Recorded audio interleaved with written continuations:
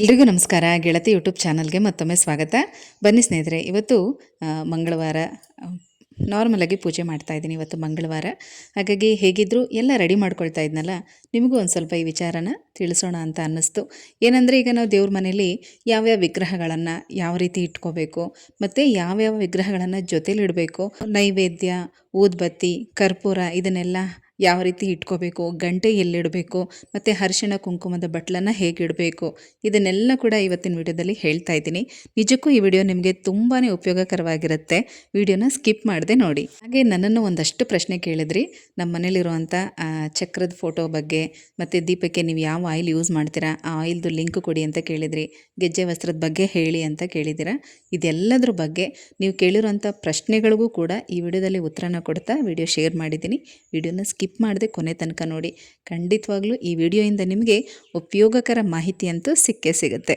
ಭಾನುವಾರ ದೇವರ ಸಾಮಾನೆಲ್ಲ ತೊಳೆದು ಪೂಜಾ ರೂಮ್ ಕ್ಲೀನ್ ಮಾಡಿ ಎಲ್ಲ ಜೋಡಿಸಿ ಸೋಮವಾರ ಕಳಸ ಇಟ್ಟು ಪೂಜೆ ಮಾಡಿರ್ತೀನಿ. ಇವತ್ತು ಮಂಗಳವಾರ, ಹಾಗಾಗಿ ಕರ್ಪೂರದ ಆರತಿ ಮತ್ತು ಪಂಚಪಾತ್ರೆ ಇದೆರಡು, ಜೊತೆಗೆ ಆ ತುಪ್ಪದ ದೀಪಗಳು, ಚಿಕ್ಕ ಚಿಕ್ಕದು ಬೆಳ್ಳಿ ದೀಪ ಅಲ್ಲಿ ಇಟ್ಟಿದ್ದೀನಲ್ಲ ಅದಷ್ಟು, ಇದಿಷ್ಟನ್ನು ಮಾತ್ರ ತೊಳೆದು, ಮತ್ತು ತಾಮ್ರದ ಬಿಂದಿಗೆನಲ್ಲಿ ಇಟ್ಟಿರುವಂಥ ನೀರು ಇದನ್ನೆಲ್ಲ ಬದಲಾಯಿಸಿ ಅದನ್ನೆಲ್ಲ ತೊಳೆದು ಅದರಲ್ಲಿ ಮತ್ತು ಪಂಚಪಾತ್ರೆಯಲ್ಲಿ ನೀರನ್ನು ತುಂಬಿಸಿ ಇಟ್ಟಿದ್ದೀನಿ. ದೀಪಗಳನ್ನು ತೆಗೆದಿಲ್ಲ ನಾನಿವತ್ತು. ಇವತ್ತು ಮಂಗಳವಾರ ಅಂಥೇಳಿ ಕಾಮಾಕ್ಷಿ ದೀಪ ಮತ್ತು ಪ್ರತಿದಿನ ಹಚ್ಚುವ ದೀಪನ ತೆಗೆದಿಲ್ಲ. ನೆನ್ನೆ ಹಾಕಿರೋ ಹೂನೆಲ್ಲ ತೆಗೆದು ಇವತ್ತು ಬೇರೆ ಹೂನೆಲ್ಲ ಹಾಕಿ ಪೂಜೆಗೆ ರೆಡಿ ಮಾಡ್ಕೊತಾ ಇದ್ದೀನಿ. ಮೊದಲು ಕಾಮಾಕ್ಷಿ ದೀಪದಿಂದನೇ ಶುರು ಮಾಡ್ತೀನಿ. ನೋಡಿ, ಇದು ದಕ್ಷಿಣದ ಗೋಡೆ.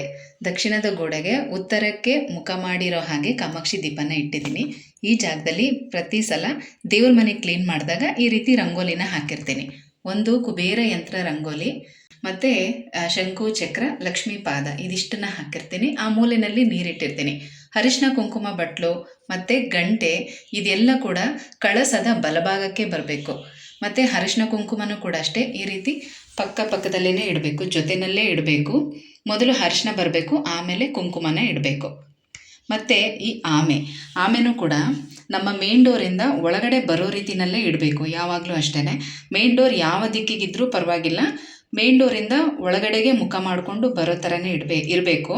ನಾವು ಈಗಿರುವಂಥ ಮನೆ ಪೂರ್ವಕ್ಕೆ ಮೇನ್ ಡೋರ್ ಇರೋವಂಥದ್ದು, ಪೂರ್ವದ ಬಾಗಿಲಿರುವಂಥ ಮನೆ.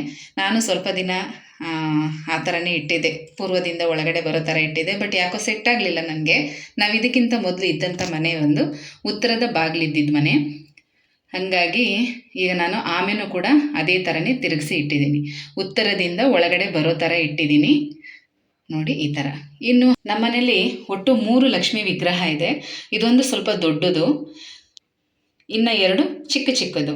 ಈ ಲಕ್ಷ್ಮೀ ವಿಗ್ರಹನ ಗಂಧದ ತೇಯುವಂಥ ಕಲ್ಲಿರುತ್ತಲ್ಲ ಅದ್ರ ಮೇಲೆ, ಅದ್ರ ಜೊತೆಗೆ ಒಂದು ಗಂಧದ ಚಕ್ಕೆ ಇಟ್ಟು ಇಡಬೇಕು. ತುಂಬಾ ಒಳ್ಳೆಯದು. ಈ ರೀತಿ ಇಟ್ಟು ನೋಡಿ. ಅದ್ರ ಜೊತೆಗೆ ನಾನು 11 ಕವಡೆ ಇಟ್ಟಿದ್ದೀನಿ, ಮತ್ತು ಇದೊಂದು ಕಡ್ಗೋಲನ್ನು ಯಾಕೆ ಇಟ್ಟಿದ್ದೀರಾ ಅಂತ ತುಂಬ ಸಲ ಕೇಳ್ತಾ ಇದ್ರಿ. ನಾನು ಸಾಕಷ್ಟು ವಿಡಿಯೋದಲ್ಲಿ ಇದನ್ನು ಶೇರ್ ಮಾಡಿದ್ದೀನಿ. ಏನಂದರೆ, ಕೃಷ್ಣನಿಗೆ ಪ್ರಿಯವಾದ ವಸ್ತು ಅಂತ ಹೇಳಿ ನಾನು ಕಡ್ಗೋಲನ್ನು ಜೊತೆಲಿ ಇಟ್ಟಿರೋದು. ಕಡ್ಗೋಲು, ಕೊಳಲು, ನವಿಲ್ಗರಿ ಮತ್ತು ಶಂಕು ಯಾವ್ದು ಬೇಕಾದರೂ ಇಡ್ಬೋದು. ನಮ್ಮ ಮನೇಲಿ ಶಂಕು ಇಲ್ಲ, ಹಾಗಾಗಿ ನಾನು ಕಡ್ಗೋಲನ್ನು ಇಟ್ಟಿರೋದು.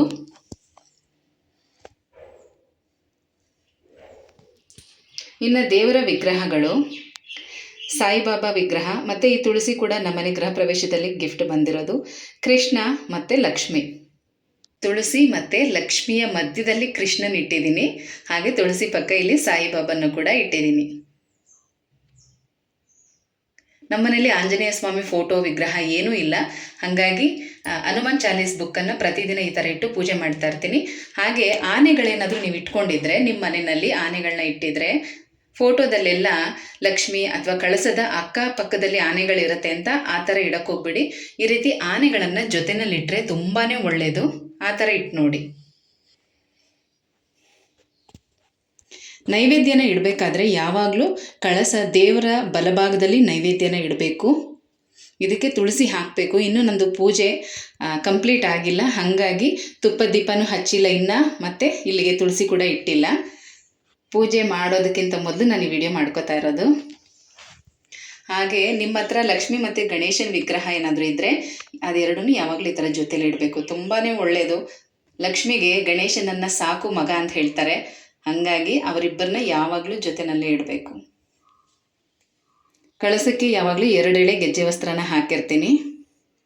ಈ ಥರ ಸಿಂಪಲ್ಲಾಗಿ ಅಲಂಕಾರ ಮಾಡಿರ್ತೀನಿ. ಎಷ್ಟೋ ಸಲ ವೀಳ್ಯದೆಲೆ ಸಿಗಲಿಲ್ಲ ಅಂದಾಗ ನಾನು ದಾಸವಾಳದ ಎಲೆನೂ ಕೂಡ ಕಳಸಕ್ಕಿಟ್ಟಿದ್ದೀನಿ. ಇನ್ನಿದು ಶಿವನ ಪರಿವಾರ ನೋಡಿ, ಗಣೇಶ, ಸುಬ್ರಹ್ಮಣ್ಯ, ಮಧುರೆ ಮೀನಾಕ್ಷಿ ಮತ್ತು ಒಂದು ಪುಟ್ಟ ಶಿವಲಿಂಗ, ಹಾಗೆ ಇಲ್ಲಿ ನಂದಿ. ಈ ಪರಿವಾರನೂ ಕೂಡ ಜೊತೆನಲ್ಲೇ ಇಟ್ಟಿರ್ತೀನಿ.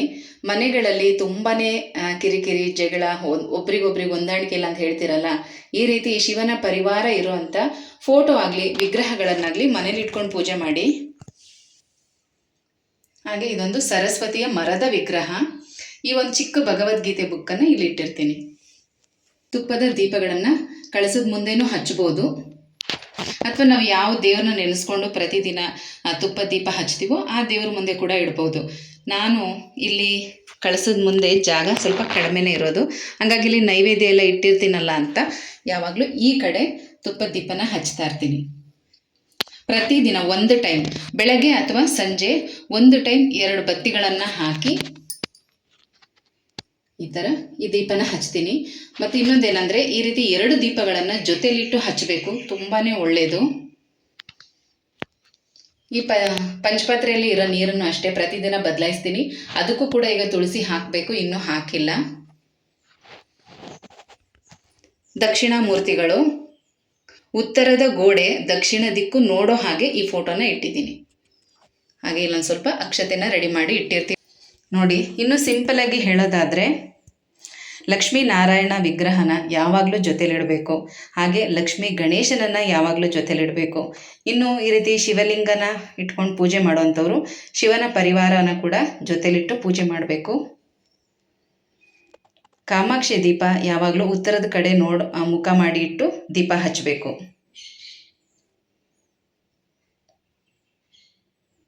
ಈ ರಂಗೋಲಿಗಳು ಕೂಡ ಅಷ್ಟೇ, ಪ್ರತಿದಿನ ನಾನು ತೆಗೆದು ಬೇರೆ ರಂಗೋಲಿ ಹಾಕಲ್ಲ. ಪೂಜಾ ರೂಮ್ ಯಾವತ್ತು ಕ್ಲೀನ್ ಮಾಡ್ತೀನೋ ಅವತ್ತೇ ಅದನ್ನೆಲ್ಲ ಒರೆಸಿ ಬೇರೆ ರಂಗೋಲಿ ಹಾಕೋದು.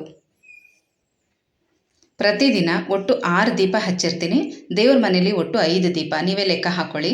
1 ಕಾಮಾಕ್ಷಿ ದೀಪ, ಇದೆರಡು ಮಾಮೂಲಿ ದೀಪ, ಮತ್ತು ಇಲ್ಲಿ 2 ತುಪ್ಪದ ದೀಪ.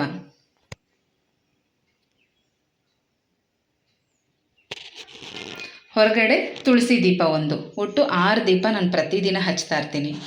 ಊದುಬತ್ತಿ, ಕರ್ಪೂರ ಮತ್ತು ಸಾಂಬ್ರಾಣಿ ಬತ್ತಿ, ನಾವೇನು ಧೂಪ ಅದೆಲ್ಲ ಹಾಕ್ತೀವಿ ಅದನ್ನೆಲ್ಲ ದೇವರ ಎಡಭಾಗದಲ್ಲಿ ಇಡಬೇಕು, ಈ ಕಡೆ ಸೈಡಲ್ಲಿ ಇಡಬೇಕು. ನಾನು ಯಾವ ಆಯಿಲ್ ಯೂಸ್ ಮಾಡ್ತೀನಿ ಅಂತ ಕೇಳ್ತಾ ಇದ್ರಲ್ಲ, ನಾನು ರೆಗ್ಯುಲರಾಗಿ ಯೂಸ್ ಮಾಡೋದು ದೀಪಮ್ ಆಯಿಲ್. ಈ ಸಲ ಇಲ್ಲಿ ತೊಗೊಂಡಿದ್ದು ಇದು ಯಾವುದೋ ನಿರಂತರ ಉಲ್ಲಾಸ್ ಬ್ರ್ಯಾಂಡ್ ಅಂತ ಕೊಟ್ಟಿದ್ದಾರೆ, ಬಟ್ ಇದು ಲೋಕಲ್ ಅಂತ ಅನಿಸುತ್ತೆ. ಜಾಸ್ಮಿನ್ ಫ್ರೆಗ್ರೆನ್ಸ್ ಇರೋದು ಅಂತ ಕೊಟ್ಟಿದ್ದಾರೆ. ಇದು 1 ಲೀಟರ್ಗೆ 100 ರೂಪಾಯಿ ತೊಗೊಂಡಿದ್ದಾರೆ.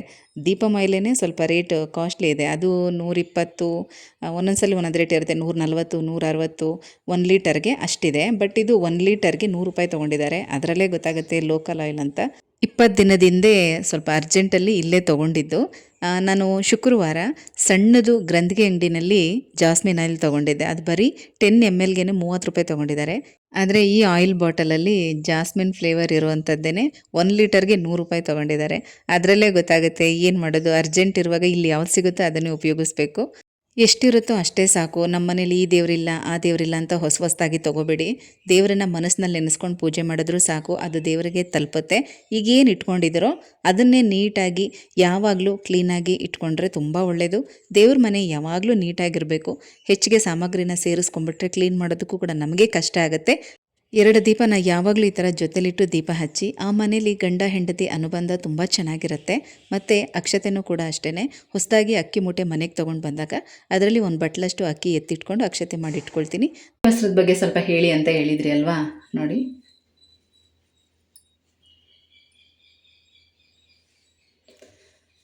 ಒಂದೊಂದು ಕಡೆ ಒಂದೊಂದು ಥರ ಸಿಗುತ್ತೆ. ಕೆಲವರು ಅವರೇ ಮನೆಯಲ್ಲಿ ಹೊಸದು ಗುಂಡು ಬತ್ತಿಗಳನ್ನು ತುಂಬ ಚೆನ್ನಾಗಿ ಕಾಣಿಸುತ್ತೆ, ಅದನ್ನು ಅವರೇ ಹೊಸದು ಹಾಕ್ತಾ ಇರ್ತಾರೆ. ಆದರೆ ತುಂಬ ಜನ ಅಂಗಡಿನಲ್ಲೇ ತಂದು ಹಾಕೋದು, ನಾನು ಕೂಡ ಅಷ್ಟೇ ಅಂಗಡಿನಲ್ಲೇ ತಂದು ಹಾಕೋದು. ಅಂಗಡಿಗಳಲ್ಲಿ ಈ ಥರ ಸಿಗುತ್ತೆ. ಇದನ್ನು ನಾವು 2 ಎಳೆ ಬತ್ತಿ ಎಲ್ಲ ದೇವ್ರಿಗೂ ಹಾಕ್ಬೋದು.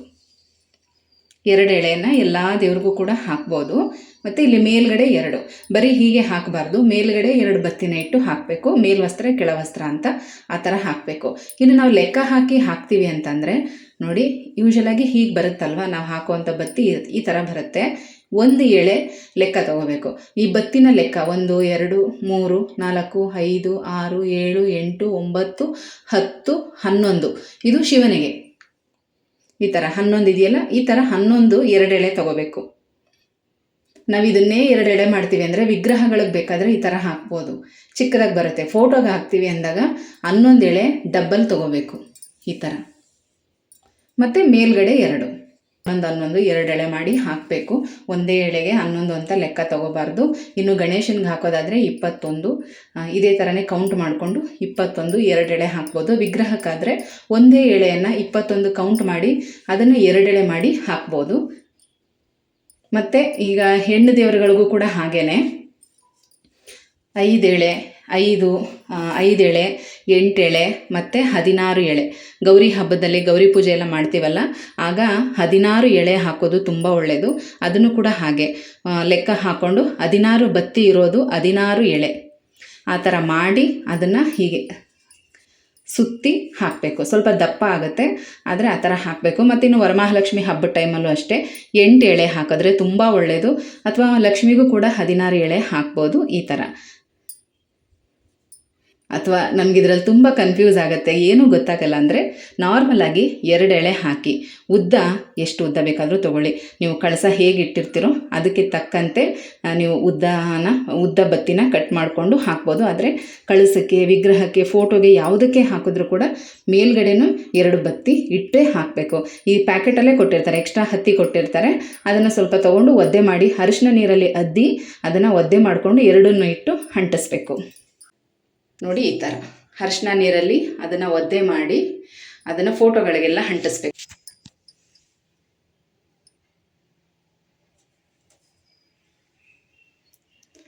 ಈ ಥರ ಅಂಟಿಸ್ಬೇಕು. ಕಳಸಕ್ಕೆ, ವಿಗ್ರಹಗಳಿಗೆ ಇಡೋದಾದರೆ ಅದನ್ನು ಒದ್ದೆ ಮಾಡೋದು ಬೇಡ, ಹಾಗೇ ಆ ಬತ್ತಿ ಜೊತೆಗೆ ಇಟ್ಟು ಅದನ್ನು ಹಿಂದಕ್ಕೆ ಹಾಕ್ಬೋದು. ಎಲ್ಲ ಮಾಹಿತಿಗಳು ನಿಮಗೆ ತುಂಬಾ ಉಪಯೋಗಕರವಾಗಿದೆ ಅಂತ ತಿಳ್ಕೊಳ್ತಾ ಮತ್ತೆ ಸಿಗ್ತೀನಿ. ಹೋಗಿ ಬರಲಾ?